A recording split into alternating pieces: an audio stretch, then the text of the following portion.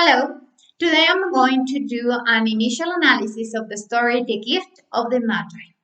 First, I'm going to use the four opening moves. And I should start mentioning that what I noticed in this story is the description of such pure, deep, innocent, and unselfish love Jim and Della have for each other.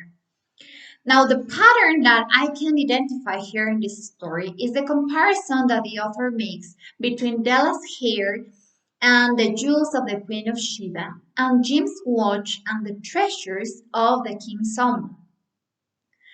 Now, the contrast that is pretty obvious for me is the great value that Della's hair has for Jim and Della versus the value it has for Madame Sophronie, who is the person who buys Della's hair for $20. Now, talking about the feeling, I'd like to say that I enjoyed reading this story very much because it reminded me of how important it is to value the sacrifice our loved ones do for us.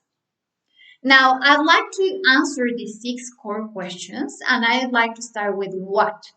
This story is about a young couple of lovers who sacrifice the most valuable and precious possessions they have in order to buy Christmas presents for each other.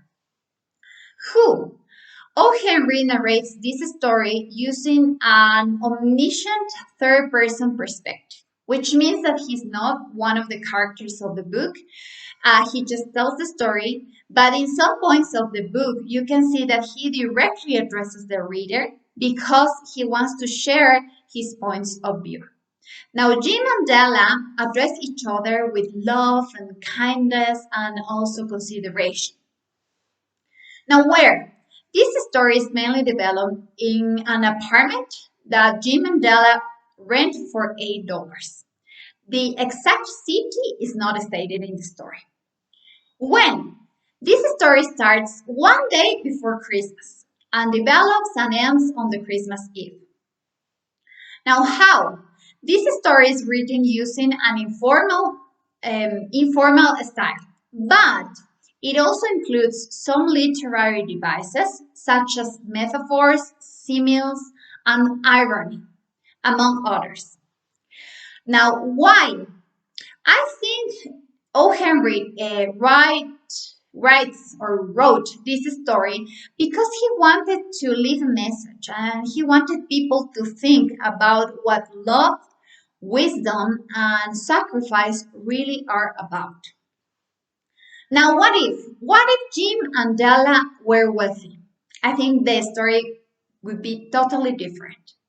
And what if O. Henry narrated this story from a first person perspective?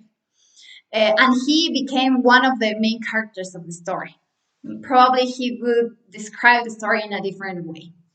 And finally, what if this story was adapted to poetry? We could have a different perspective, and I think that we would enjoy this story very much. Thank you. That was all of my analysis.